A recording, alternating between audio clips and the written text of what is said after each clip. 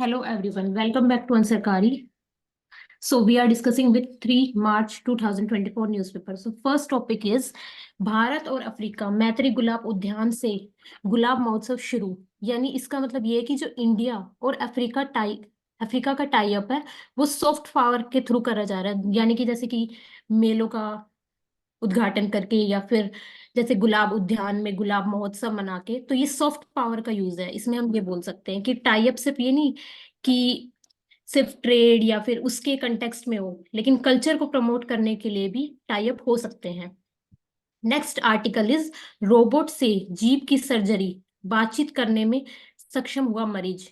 यानी कि एक्सपेरिमेंट हुआ रोबोट के ऊपर, जिस और उसका पर्पस क्या था करने का कि जीभ में कैंसर, तो उसकी कैसे सर्जरी की जाए कि जो पेशेंट है वो ठीक हो सके। तो इस ऑन्कोलॉजी इस कंटेक्स्ट में बोलते हैं हम इस स्टडी को। कीमोथेरेपी और रेडियो कार्रवाई के थ्रू इसको किया गया है।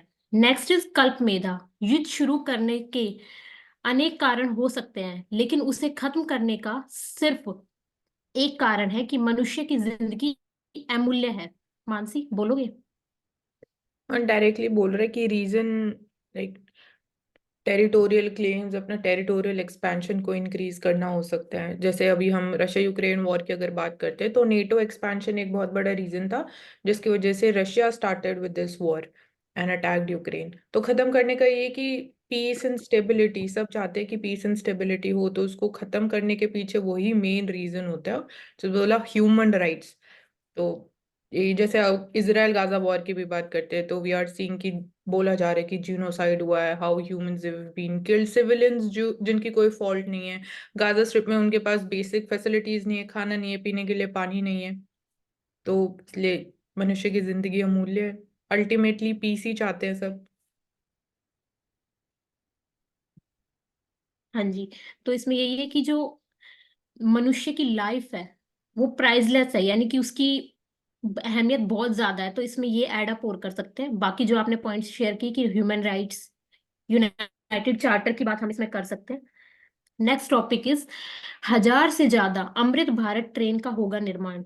यानी कि इसमें एक डाटा है कि 1000 अमृत भारत ट्रेन का निर्माण किया जाएगा। इसके अलावा 250 किलोमीटर प्रति घंटा की रफ्तार से चलने वाली ट्रेन बनाने का काम भी जारी है। तो हम देख सकते हैं कि कैसे ह्यूमन इंड्यूस्ड डेवलपमेंट किया जा रहा है और ग्रोथ और प्रोस्पेरिटी को बढ़ाने के लिए, ताकि हमारा नेशन लॉन्गर रन में और ज्यादा डेवलप्ड हो सके।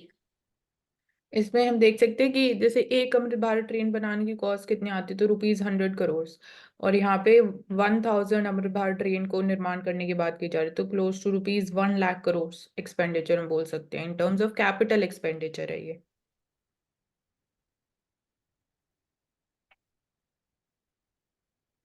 देन वी आर सीइंग कि नॉर्थ ईस्ट इंसर्जेंसी जो इशू है, वहाँ पे see latest Tripura government signed the pact and the centre. तो 3 parties are there, Tripura Motha for the rights of indigenous people. So हमने पहले देखा कि असम अकॉर्ड्स भी साइन किए गए थे, that is also were on similar lines. तो ग्रेटर टिपरा लैंड की डिमांड करते हैं टिपरा मोथा जो ग्रुप है, tribal group. And separate state demand करते हैं फ्रॉम द त्रिपुराज जो अभी करंट स्टेट है। तो insurgency free, dispute free, violence free north east के लिए this is one of the solutions की सेंटर, स्टेट गवर्नमेंट और जो थर्ड पार्टी होती है, ट्राइबल कम्युनिटी होती है, उनके बीच में देयर इज दिस अग्रीमेंट कि आपकी जो जो बेसिक नेसेसिटीज हैं, एम्प्लॉयमेंट है, उन सबको इंश्योर किया जाएगा, सेफ्टी इंश्योर की जाएगी। तो दैट्स देयर। और और बस इसमें बोल करंट सकते हैं शेड्यूल। कि ओवर द इयर्स वहाँ नॉर्थ ईस्ट में दो टाइप के इंसर्जेंसी रहे, सेपरेटिज्म रहे।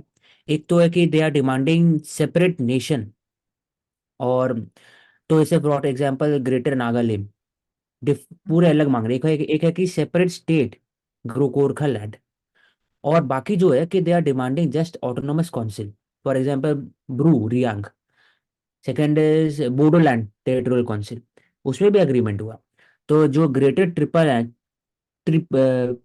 लैंड है, they are demanding for a separate autonomous council तो फिर Tripura tribal area autonomous district as well हमने साइन किया हुआ। तो आपका जो कहना है इसमें कि ये शॉर्ट टर्म ही है, लॉन्ग टर्म के लिए इकोनॉमिक डेवलपमेंट और जो लोकल नेटिव्स है उनका जो रोल है with respect to the prosperity economic development, उनका कभी कभी सेंटिमेंट हर्ट होता है because of the immigration from the bordering states and also from the Bangladesh. तो ये भी ध्यान में ऐड ठीक कंटिन्यू। है। त्रिपुरा का कैपिटल भी पता होना चाहिए, Agartala is the capital of Tripura. और अगर बॉर्डरिंग स्टेट्स की बात करें तो एक तो ये बांग्लादेश के साथ भी बॉर्डर शेयर करता है, then Mizoram is another state, Assam है देन। तो ये सारी बॉर्डरिंग स्टेट्स और कंट्री है जब हम त्रिपुरा की बात करते हैं।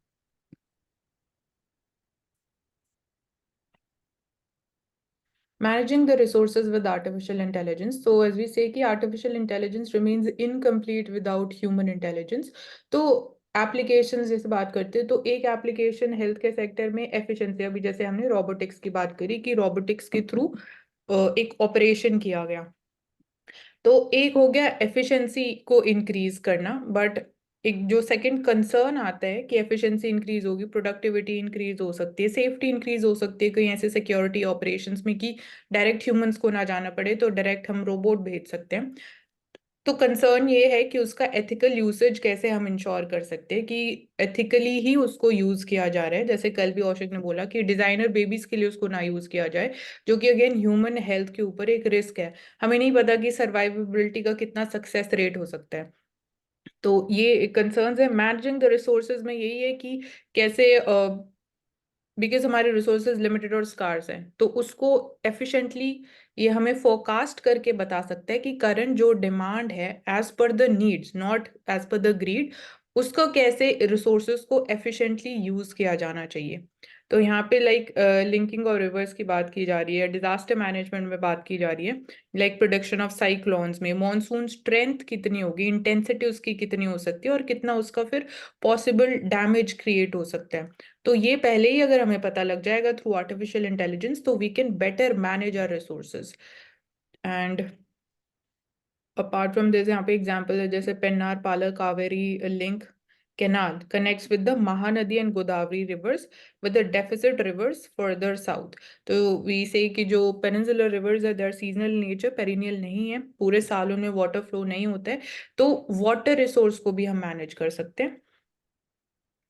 तो this can be cited as an example. और जैसे एग्रीकल्चर में भी क्रॉप सोइंग पैटर्न्स, वो मतलब पहले अगर हमें इंफॉर्मेशन पता लग जाएगी आने वाले टाइम में या 3-4 महीने में वेदर कैसा रहने वाला है, तो अकॉर्डिंगली क्रॉप चॉइस, क्रॉप की टाइमिंग, ये सब हम पहले अच्छे से डिसाइड कर सकते हैं, which can help again in increasing the productivity of the agriculture sector. This is one of the, can say how it can be used. Again ये इसी के लेकिन प्रॉब्लम पता है क्या? अगर बोला जाए आर्टिफिशियल इंटेलिजेंस में कि क्या वो अफोर्डेबल बना सकते हैं उसको बाकी लोग के लिए, तो आर्टिफिशियल इंटेलिजेंस के लिए ह्यूज ऊपर। डिमांड ऑफ सेमीकंडक्टर, उसके बाद फिर बिग कंप्यूटर्स चाहिए, सुपर कंप्यूटर, जिसमें भी इंडिया थोड़ा पीछे है। उसके लिए अलग नेशनल सुपर कंप्यूटिंग मिशन है, 8,000 करोड़।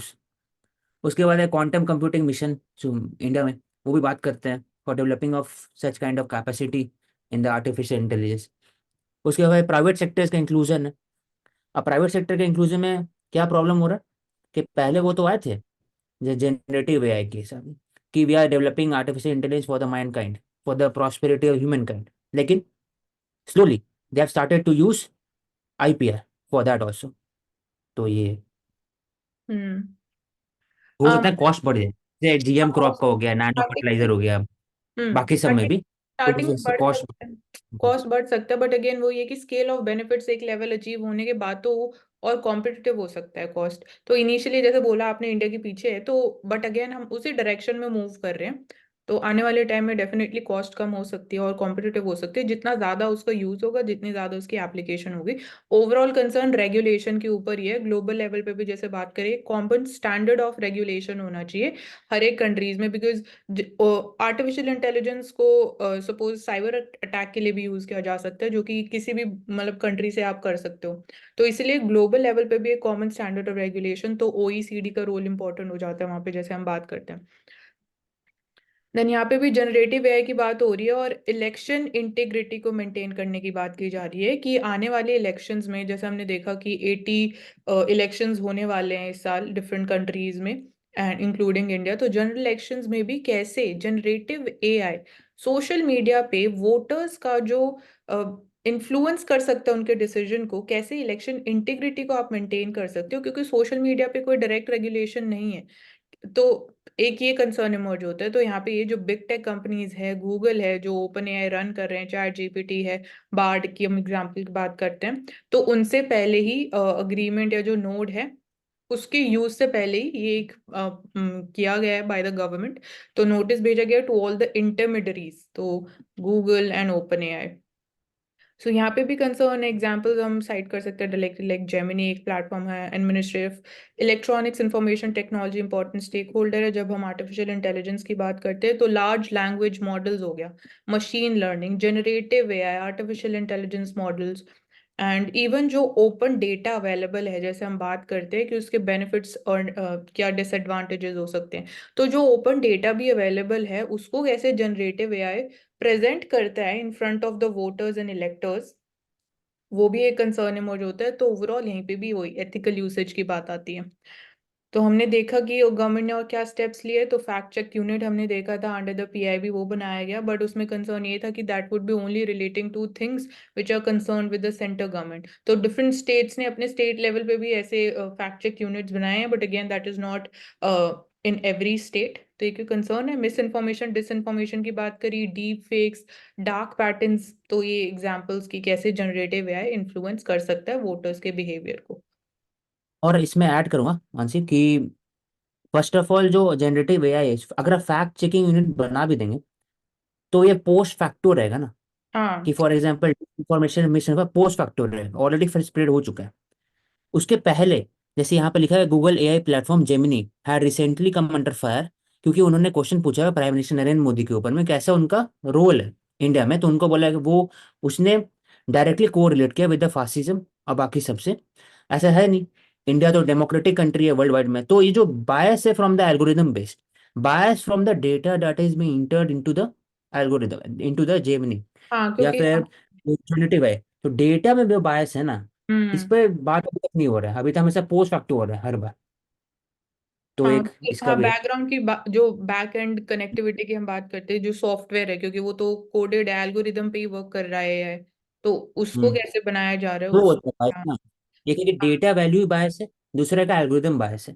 हम्म। दोनों पर बात नहीं, वैसे दोनों में बात हो रहा है कि हाँ ठीक है कैसे करेंगे, बाद में फैक्ट चेकिंग यूनिट करेंगे, जब मिस इन्फॉर्मेशन फैल जाएगा तब उसको ठीक स्प्रेड हो करेंगे, जाएगा ऑलरेडी। लेबल करेंगे, लिखा है label with permanent unique identifier, जैसे सब पोस्ट फैक्टर। तो ये चैलेंज है। हम्म। आईटी रूल में ये भी चेंज होना चाहिए, और साथ ही साथ जो इंडिया में एआई से रिलेटेड कमिटी, जैसे एफएसएसआई जैसे है हेल्थ से रिलेटेड, कंज्यूमर प्रोटेक्शन है उसके रिलेटेड, तो स्पेसिफिक एआई से रिलेटेड एक होना चाहिए रेगुलेटरी बॉडी, क्योंकि हम्म। एआई का रोल हर जगह है ना, तो मल्टी डायमेंशनल है, इंटर गवर्नमेंटल है, फिर और दूसरा कि डिपार्टमेंटल भी, इंटरनेट डिपार्टमेंट और मल्टी सेक्टोरल है, तब इसलिए एआई का रोल बढ़ जाता है, उसे अलग से कमेटी बननी चाहिए इंडिया में ये यूनिफॉर्म। तो नेक्स्ट हम बात कर रहे हैं फार्मास्यूटिकल इंडस्ट्री की। तो पेनिसिलिन जी एक ड्रग है। तो इंडिया में इसकी लोकल मैन्युफैक्चरिंग, डोमेस्टिक मैन्युफैक्चरिंग की बात की जा रही है। तो करंटली अभी हैदराबाद में एक प्लांट ओपन किया गया है। इससे पहले 30 years अगो अहमदाबाद में भी एक पेनिसिलिन जी मैन्युफैक्चरिंग प्लांट था विच शट डाउन। तो एपीआई जो एक्टिव फार्मास्यूटिकल इंग्रेडिएंट्स हैं, वो एक रॉ मटेरियल है बल्क ड्रग्स को प्रोड्यूस करने के लिए, या हम बोल सकते हैं जेनरिक ड्रग्स को प्रोड्यूस करने के लिए, तो उनके बिना आप ड्रग्स नहीं बना सकते हो।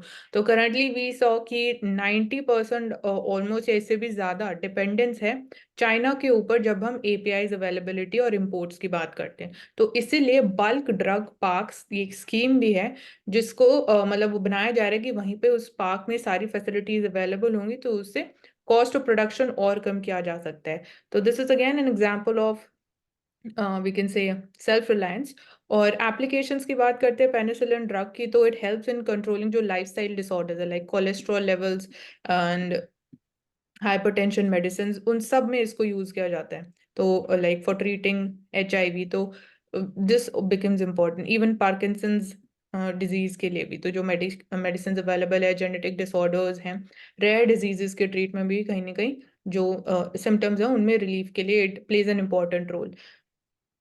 सो PLI scheme, production linked incentive scheme important है, बल्क ड्रग पार्क्स इंपॉर्टेंट है, APIs domestic manufacturing, and India being the global hub of the generic medicine.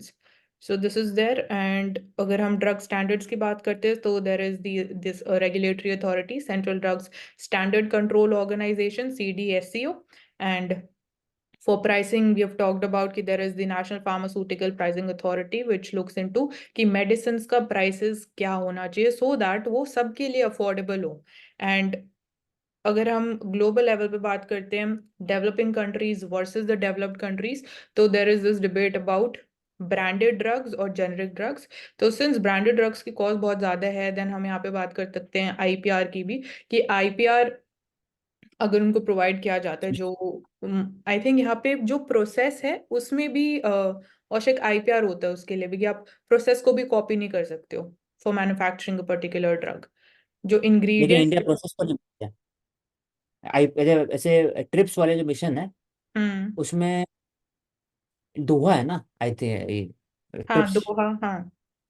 तो उसमें इंडिया बोलते हैं कि we can make drugs with और उनका जो वैल्यूज है, जो API है इसमें चेंजेस करके बना सकते हैं फॉर द लार्जर अफोर्डेबिलिटी और हेल्थ सिक्योरिटी।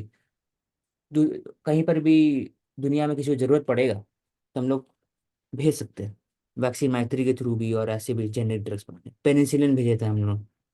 तो वहीं और पर global north and south divide है दोनों कंट्री के बीच में। तो ये तो हाँ हो गया डोमेस्टिक मैन्युफैक्चरिंग। और डोमेस्टिक अवेलेबिलिटी के लिए भी like we are opening up Jan Aushadhi केंद्र की वो मेडिसिन अवेलेबल भी होनी चाहिए रिमोट एरियाज में। और वहाँ पे वी कैन से कि जो कॉस्ट है that is close to 80 to 90% less is the cost of जो ड्रग्स अवेलेबल किए जा रहे हैं थ्रू जन औषधि केंद्र।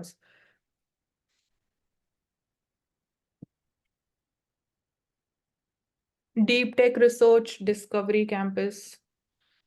तो डीप टेक के क्या एग्जाम्पल है? Artificial intelligence, internet of things, machine learning, large language models, ये सब डीप टेक्स हैं।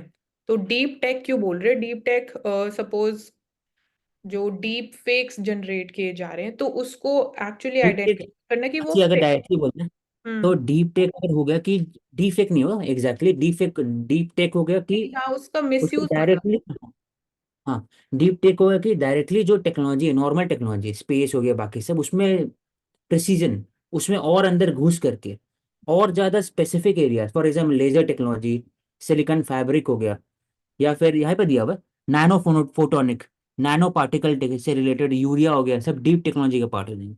ऑब्लाइट optical technology focusing on photonic fabrication, तो उसके अंदर भी डीप एरिया है। मेरे डीप मतलब कि और प्रिसीजन, हाँ, टेक्नोलॉजी में और प्रिसीजन और लेस स्पेसिफिक एरर, हाँ। एप्लीकेशन के लिए ML, वो डीप टेक हो गया। हाँ। तो इंडिया में बहुत कम है। तो lab to market centre, lab to market, इसमें प्रॉब्लम होता है कि आपके पास रिसर्च के लिए पैसा अगर हो भी जाता है, when you are doing the research in the lab, तो इसको कैसे वायबल बनाए मार्केट के लिए, कैसे उसको इकोनॉमिक स्केल्स को बढ़ाए, ये एक चैलेंज है। इसको चैलेंज डील करने के लिए deep tech research discovery campus IIT Indore में खोला जाएगा। हम्म। तो वी कैन राइट एग्जाम्पल हाँ, deep man tech research power skilling, हाँ। इंस्टीट्यूट। ये हाँ एग्जाम्पल्स ये सारे यहाँ पे मेंशन्ड है इन डिटेल, क्या क्या एरियाज कवर होते हैं, लेजर डेवलपमेंट जैसे।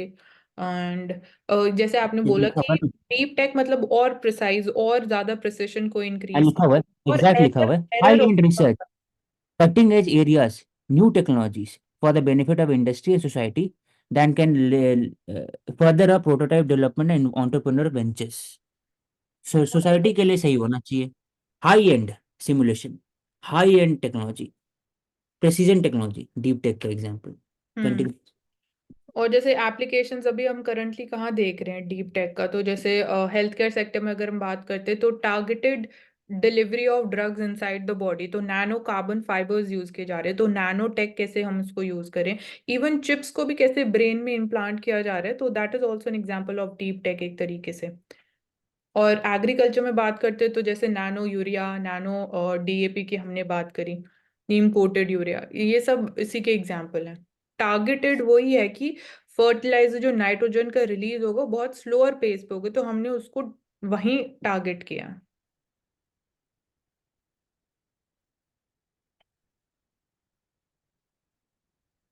एंड अर्बन कोऑपरेटिव बैंक्स के लिए there is this umbrella body, regulatory body जिसको लॉन्च किया गया है, urban cooperative finance and development corporation limited. तो अर्बन कोऑपरेटिव बैंक के लिए, तो कोऑपरेटिव बैंक्स का मेन फंक्शन क्या होता है, तो ग्राउंड लेवल पे बिल्कुल अगर हम बात करते हैं तो जो कंज्यूमर्स हैं उनके क्रेडिट बिहेवियर को समझना, credit easy credit availability ensure करना, that too at competitive cost, मतलब इंटरेस्ट रेट उनका कम होना चाहिए। एंड ओवरऑल अगर हम इसको बोले तो financial inclusion is the main target, and ज़्यादा से ज़्यादा ब्रांचेस ओपन अप करना, that is the thing. And self regulation के लिए this body has been introduced, तो अंडर द आप एक बार ठीक है, मिनिस्ट्री ऑफ कोऑपरेशन और होम मिनिस्ट्री, तो होम हाँ मिनिस्ट्री दिया। प्लेस में हाँ Corporate- मिनिस्टर कॉर्पोरेशन, तो minister. Significant strength is been increasing, जैसे रीजनल रूरल बैंक की हम बात करते हैं तो एक तरीके से जो फाइनेंशियल नेटवर्क उन्होंने बनाया है, क्योंकि commercial bank, schedule commercial bank के ऊपर भी आप खाली रिलाई नहीं कर सकते हो, क्योंकि वो प्रेफर करते हैं बड़े अमाउंट के लोन्स देना, तो उनका बिजनेस थोड़ा हायर टायर लेवल पे हम बोल सकते हैं। तो strength of 11,000 branches, 1,500 banks India में है, डिपॉजिट ऑफ ₹5 लाख करोड़। तो डोमेस्टिक सेविंग्स को हम कैसे अट्रैक्ट कर सकते हैं, that can be converted into again an additional source of generating income also for the depositors, and bank का बिजनेस और कैसे एक्सपैंड किया जा सकता है, तो लोकल लेवल पे how it is transforming the consumer behavior and spending, all of that is being decided by, can say majorly by the cooperatives, regional rural banks, जैसे बैंक लिंकेज स्कीम भी है, तो वो इसी लाइंस पे है। हाँ अगर बात किया जाए ministry of cooperation, it was formed in 2021। उनका काम है कि एडमिनिस्ट्रेटिव लीगल पॉलिसी फ्रेमवर्क में कोऑपरेटिव मूवमेंट को स्ट्रेंथन करे। कोऑपरेटिव मूवमेंट जो 2011 में आया था कॉन्स्टिट्यूशन अमेंडमेंट एक्ट में, provision specify exact to amendment 97th amendment, 97। 97। Thank you. Objective में क्या है कि सहकार से समृद्धि, समृद्धि, prosperity to cooperation, cooperative movement को प्रमोट करना, मल्टी स्टेट कोऑपरेटिव में जो डिफरेंसेस है, multi state cooperative, intra state cooperative mechanism they run on the specific act, तो उसके बीच में जो डिफरेंसेस जो कम करना, ease of doing business from the for the cooperative बढ़ाना, फ्रेमवर्क एक ऐसा framework, high standard ethical standard, high standard for the framework regarding the cooperative movement in India, उसको बढ़ाना, deepen the cooperative movement as a true people's based movement at the grassroots level। तो इसमें तो अमित शाह हैं, उनके ministry of cooperation के। तो अगर औशिक मैं आपसे पूछूं कि कोऑपरेटिव सोसाइटीज या कोऑपरेटिव जो इंडिया के अंदर है, क्या ऐसी उनकी प्रॉब्लम्स है जो उनकी इनएफिकेसी को दर्शाती है? कोऑपरेटिव अगर बात किया जाए तो पहली बात बोलेंगे कि उनका जो मॉडल है प्रॉफिट बेस्ड मॉडल, वो फायदा भी है कि आप मेंबर बेस्ड है, आप पैसा देंगे आपको अफोर्डेबल रेट ऑफ इंटरेस्ट में आपको मिलता है लोन, लेकिन प्रॉब्लम है कि डिविडेंड बहुत कम है उसमें, तो जो इकोनॉमिक्स ऑफ स्केल और वायबिलिटी है वो कम हो जाता है as compare to large banks. Second है कोऑपरेटिव मीटिंग, बाकी जगह में तो वो होता है पार्टिसिपेशन तो ऊपर से रहता है, लेकिन उसमें इंटरफेरेंस बहुत ज़्यादा है, पॉलिटिकल इंटरफेरेंस। एग्जाम्पल यूपी में जो शुगर मिल है कोऑपरेटिव, महाराष्ट्र भी वैसे ही, पीएमसी बैंक लोन, और उसमें उसमें रेगुलेट डुअल रेगुलेशन का दिक्कत होता है, आरबीआई रेगुलेट तो नहीं करते कोऑपरेटिव को, तो और फिर स्टेट आरबीआई करते हैं और जो स्टेट होते हैं वो भी करते हैं, हाँ, अंडर द स्पेसिफिक एक्ट। तो डुअल रेगुलेशन कारण ही इशू होता है, एडमिनिस्ट्रेटिव फंक्शनिंग में इशू होता है। चेयरमैन जो अलोकेट होते हैं it is based on vote, तो वो भी इक्वल मेंबर के हिसाब से होता है। तो एक तरह से non presence of the members, participation of meeting time से नहीं होता है, वो भी एक चैलेंज है। फिर और जो ऑलरेडी जो कोऑपरेटिव इंडिया में है दे आर वेरी स्मॉल, तो उसमें डिजिटाइजेशन का इशू होता है, इसलिए सरकार ने पीएसीएस को डिजिटाइज करने का बात किया। मिनिस्ट्री ऑफ कोऑपरेशन इसमें इस्टेब्लिश किया फॉर द इफेक्टिव कोऑपरेशन। उसके बाद जो कोऑपरेटिव है उसका जो इंटीग्रेशन है with the ground grass root level SHG से इंटीग्रेट करेंगे या मार्केट से इंटीग्रेट करें, वो अभी हो नहीं, ज़्यादा नहीं हो पाते क्योंकि एक्सपर्टीज का इशू है as compare to HDFC bank या फिर आईडीबीआई या फिर एसबीआई एक्सेट्रा। तो कोऑपरेटिव बैंक में स्पेशलाइजेशन चाहिए, उसमें स्टाफ स्किल्ड चाहिए, और हाई टेक्नोलॉजी का यूसेज चाहिए so that it can be made more transparent objective. तो ये 4 to 5 एरियाज है। Apart from that cooperative specific areas में भी डील करते हैं। फॉर एग्जांपल हर एक कोऑपरेटिव अलग चीज़ पर काम करता है, जैसे मिल्क से रिलेटेड कोऑपरेटिव हो गया, बाकी सबसे, तो उनका डाइवर्सिफिकेशन नहीं हो पाता है। अच्छा है स्पेसिफिक एरिया में डील करते हैं, लेकिन डाइवर्सिफिकेशन नहीं होने से एक ही एरिया में कुछ अगर वोलेटिलिटी आता है तो उनका एक ओवरऑल जो बैंक और कोऑपरेटिव जो सोसाइटी है उन पर एनपीए बढ़ जाता है। तो ये भी एक चैलेंज है। बोलो, ऐड करो हम्म कुछ। हम्म। यहाँ हाँ पे नहीं, आपने जो बताया, जो कॉप आपने बताया, इसके अलावा 2 पॉइंट और है बस। कि एक तो कोऑपरेटिव के अंदर जो आपने बताया मिसमैनेजमेंट होता है, तो उसका सिंपल सा रीजन है पॉलिटिसाइजेशन, पॉलिटिक्स होती है इसके अंदर। मेंबर जो होते हैं अराउंड 65, उनका इलेक्शन नहीं होता, सीट्स है वैकेंट रहती है। चेयरपर्सन जो है डायरेक्टली अपॉइंट कर दिए जाते हैं विदाउट इलेक्शन। इसके बाद इनकी फाइनेंसिंग में बड़ी दिक्कत है, यानी जो डिवोल्यूशन फंड होना चाहिए कोऑपरेटिव के लिए वो इन्हें नहीं दिया जाता है, तो फंक्शन कैसे करेंगे। इसके बाद कोऑपरेटिव सोसाइटी के जो रूल्स एंड रेगुलेशंस हैं उनको इम्प्लीमेंट करने की जो कॉस्ट आती है वो भी बहुत ज्यादा है, तो वो नहीं हो पाता है। दूसरा, ऐसा बोला जाता है कि गवर्नर जो है उनको स्टेट लेजिस्लेचर को, और प्रेसिडेंट जो है उनको पार्लियामेंट को एनुअल फाइनेंशियल स्टेटमेंट के साथ साथ इनकी भी रिपोर्ट देनी पड़ती है कि कोऑपरेटिव का कितना पैसा, एक्सपेंडिचर, रेवेन्यू कितना है। तो कोई फाइनेंशियल ऑडिट नहीं हो पाती है, तो इसकी वजह से कोई चेक्स एंड बैलेंस नहीं है इसके ऊपर।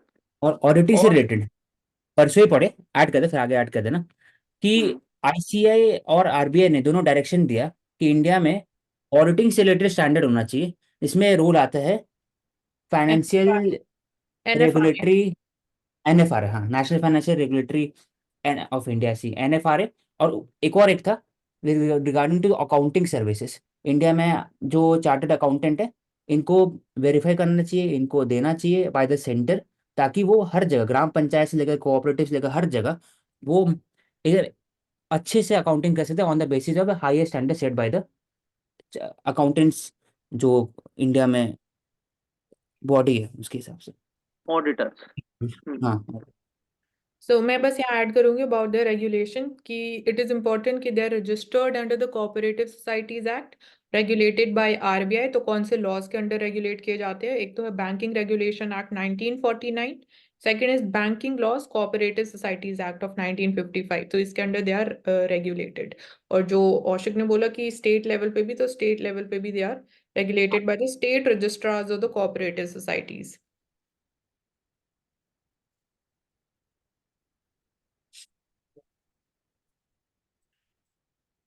So यहाँ पे CJI flags the growing reluctance of trial judges to grant the bail.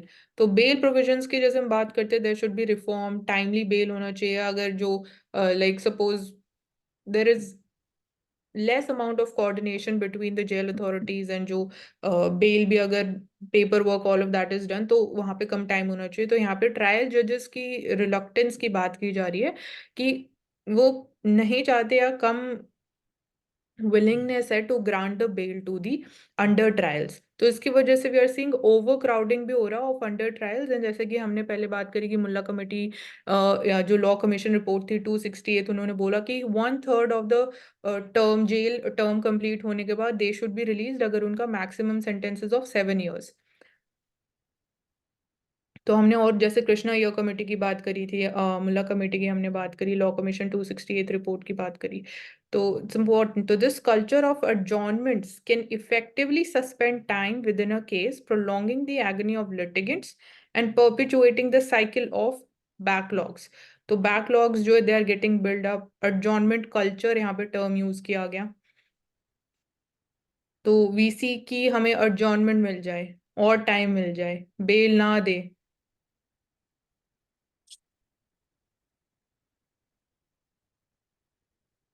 प्रवेश, इसको एक बार एक्सप्लेन कर दो, adjournment कल्चर और ग्रांटिंग ऑफ द बेल।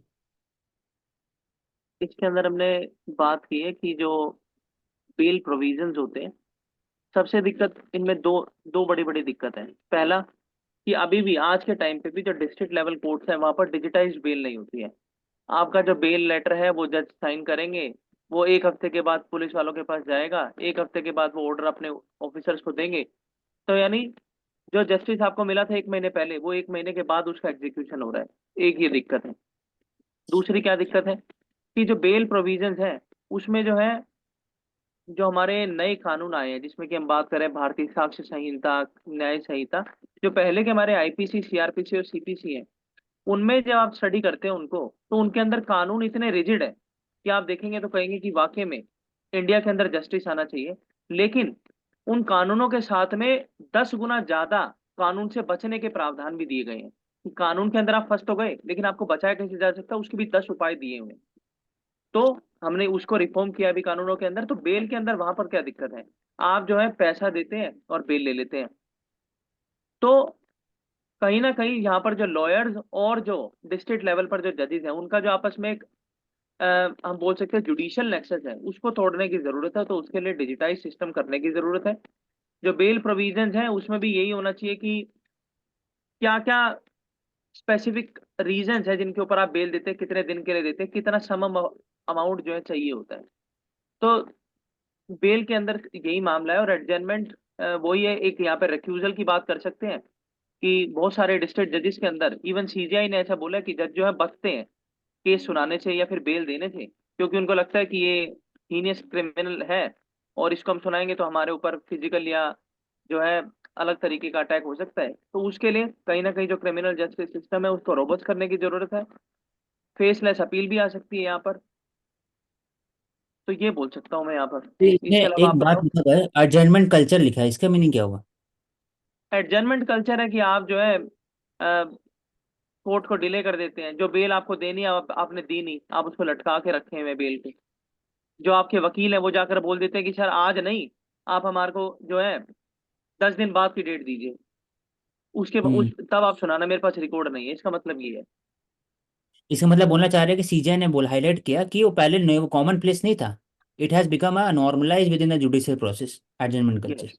जैसे यहाँ इसको प्रिंसिपल तो में यहाँ पर मेंशन्ड है, bail is the rule, jail is exception, seems to be losing ground. कि बेल रूल है, जेल एक्सेप्शन होना चाहिए, बट इसका अब ऑपोजिट हो रहा है, ये हम बोल सकते हैं। और जैसे लिखा है कि imagine a victim of sexual assault whose case remains unresolved in the courts for several years, so isn't this a clear violation of their fundamental right to access the justice? तो एक तरीके से जैसे बोलते हैं justice delayed is justice denied. तो नहीं, कहीं बाकी ना कहीं ये बात ठीक है, लेकिन क्या करें। वो बोलने के लिए तो हम बोल सकते हैं फंडामेंटल राइट का अनुरोध है, लेकिन कर नहीं सकते। तो करने के लिए तो बहुत बड़ा सेटअप चाहिए। तो यहाँ पर इंपॉर्टेंट चीजें क्या है, डिस्ट्रिक्ट लेवल की जो जुडिशरी है वहां पर आप जेंडर स्ट्राइप हटाइए। इसी के लिए बोला जाता है कि ऑल इंडिया जुडिशियल सर्विस अगर आएगी तो यहाँ पर रिफॉर्म आ जाएगा, क्योंकि पढ़े लिखे जज आएंगे, क्वालिफाइड होंगे, अपॉइंटमेंट प्रोसीजर फुल ट्रेंड होंगे, मॉडर्न टेक्नो से भी होंगे। तो इन चीजों को समझेंगे, अच्छे से कानून का डिसाइड करेंगे, एडजमेंट प्रोसेस को कम करेंगे। इसके अलावा यहाँ पर बोला जा रहा है एक अच्छी चीज कि 36.3% जो है आज के टाइम पे हमारी डिस्ट्रिक्ट जुडिशरी के अंदर स्ट्रेंथ हो चुकी है। लेकिन सेंट्रल लेवल जो जुडिशरी है, हाई कोर्ट्स हो गई, फेडरल कोर्ट हो गई, वहां पर एक जज, एक वुमेन जज, 2 वुमेन जज इतने ही है। तो उनको बढ़ाने की जरूरत है। वेकेंसी रेट्स की भी बात की गई है। जो रिजर्व्ड सीट्स हैं वहां पे भी वेकेंसी बहुत ज्यादा है। तो 66% of the total Anfield post schedule caste और शेड्यूल ट्राइब्स के लिए जो रिजर्व्ड सीट्स हैं वहीं एग्जिस्ट करती है। तो अगेन जो मेन पर्पस था इवन बिहाइंड रिजर्वेशन, वो भी नहीं फुलफिल हो पा रहा जो ऑब्जेक्टिव था कि इक्विटेबल रिप्रेजेंटेशन होना चाहिए। वी डिस्कस दिस वन कि प्रमुथा Tripura have tripartite. signed agreement to address the issue faced by the indigenous people of Tripura. 33% of the population. They historical land rights, political rights etcetera. तीसरा है क्या? It is a तीसरा Motha. They have agreed to refrain from any protest. और वो एक tribal जो autonomous council है वहाँ पे वो एक तरह से उनको रोल मिला है। और दे वर सेपरेटली डिमांडेड सेपरेट स्टेट। तो नेशन से अलग का बात नहीं कर रहे थे, गोरखालैंड वाला टाइप ऑफ ये। They were demanding was greater Tripura land, state separate state for the indigenous population. तो ऐसे करना बहुत चैलेंजेबल है क्योंकि हर कोई मांगेंगे डिफरेंट स्टेट, फिर दिक्कत हो जाए, एडमिनिस्ट्रेटिव चैलेंजेस है, उसके बाद फिर लॉजिस्टिक है, हर चीज से प्रॉब्लम। इसलिए सरकार ने क्या किया, साइन किया। और जो त्रिपुरा ऑटोनोमस काउंसिल है उसमें उनको रोल मिलेगा कि आपको कैसे चलाना है with respect to the economic, और फिर decision making with respect to custom, heritage, saving of your culture, economic rights, identity etcetera उसी से। बस यहाँ पे तो बोरोमुरा मतलब अगर हिल्स मैं आपसे मेंशन्ड है। क्वेश्चन पूछूं यहाँ पर, अगर मैं आपसे क्वेश्चन पूछूं, क्या ऐसा बोला जाता है कि जितना ज्यादा स्टेट, जितनी ज्यादा छोटी टेरिटरी के अंदर आप जो है गवर्नेंस देंगे, उतना ज्यादा जो है डिसेंट्रलाइज फॉर्म ऑफ गवर्नमेंट आएगी, डायरेक्ट डेमोक्रेसी आएगी, और जो गवर्नेंस है वो अच्छे से होगी। लेकिन क्यों जब हम बात करते हैं कि अलग अलग स्टेट जो स्टेटहुड की डिमांड करते हैं, अलग अलग स्टेट जो है वो सेपरेट स्टेटहुड की बात करते हैं, तो वो एज अ चैलेंज क्यों देखा जाता है एडमिनिस्ट्रेशन के अंदर या फिर गवर्नमेंट के अंदर, at the top level of the government? मतलब स्मॉल स्टेट्स ना। स्मॉल स्टेट, हाँ आप बोल सकते हो स्मॉल स्टेट्स या फिर स्टेटहुड, नहीं, उसका यूटी भी एक मत तरीका बनाओ। डायरेक्टली स्मॉल स्टेट्स नहीं देने का, क्योंकि सब हर चीज का सोल्यूशन होता है एक मध्यम मार्ग टाइप। तो स्मॉल स्टेट नहीं दे करके फिफ्थ शेड्यूल में टीएसी है, ट्राइबल एडवाइजरी काउंसिल है, और या सिक्स शेड्यूल के अंदर ऑटोनोमस काउंसिल है। वो भी एक काम वैसे ही करते हैं अंडर द गवर्नरशिप। उनका मैंडेट बहुत हाई रहता है गवर्नर का with respect to every state. जैसे फॉर एग्जाम्पल मेघालय में 3 ऑटोनोमस काउंसिल है, असम में भी है 2-3, फिर त्रिपुरा में हो गया, फिर एक, ऐसे करके हर एक स्टेट के अंदर, नॉर्थ ईस्ट में सिक्स शेड्यूल में स्टेट्स के अंदर में। तो उनके पास भी राइट्स है कि वो लॉ बना सकते हैं, वो कस्टम का रेगुलेट कर सकते हैं। जो भी पार्लियामेंट्री लॉ उन पर लगेगा नहीं जब तक वो कुछ चेंजेस करे उसके अंदर में। उसके बाद फिर वो सिविल जो लॉज है उस पर भी वो जस्टिस देते हैं। फिर इकोनॉमिक टैक्स कलेक्शन भी करते हैं लोकल लेवल पर, सब चीज़। तो कुल मिलाकर के उनका राइट्स बढ़ जाता है। और यहाँ पे और ये भी अगर बोल कोई सकते हैं देखिए, कि और और स्मॉलेस्ट अगर कोई, स्टेट अगर आप डिमांड कर रहे हो on the basis of your और ओन फिर फ्रैगमेंटेशन आइडेंटिटी, हो जाएगा ना तो ब्यूरोक्रेसी में। हाँ ऑल इंडिया जस्ट सर्विस से लेकर के बाकी जो भी चीज़, उसका फ्रैगमेंटेशन हो जाए। फ्रैगमेंटेशन होगा तो development of the several loyalties with in the state, जो प्लूरलिस्टिक प्रिंसिपल है पॉलिटिकल साइंस में, अलग अलग जगह पर लॉयल्टी बढ़ जाएगा। तो फिर हो सकता है लॉन्ग टर्म में जो integrity and security of India वो इम्पैक्ट करे। इसलिए जब भी स्टेट डिवीजन करते हैं तो हम लोग चेक करते हैं क्या वो लोकल सेंटिमेंट को ज़्यादा इंक्रीज कर रहा है अगेंस्ट नेशनल सिक्योरिटी और नॉट। तो इसलिए let's continue the next session.